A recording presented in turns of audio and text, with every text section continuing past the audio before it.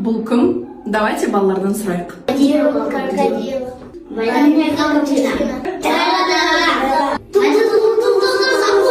Бомбандиро крокодил. Осы сөздерді сіздер де балаларыңыздан жиі естіп жүрсіздер ме? Ал давайте осы сөздердің мағынасын не деп аударылатынын мен сіздерге түсіндіріп берейін. Тралалело, тралала, Аллах шошқа, Аллах харам деп балаларда Аллаға қарсы қояды. Бомбардино крокодила. Мен бомба лақтырғанды жақсы көремін.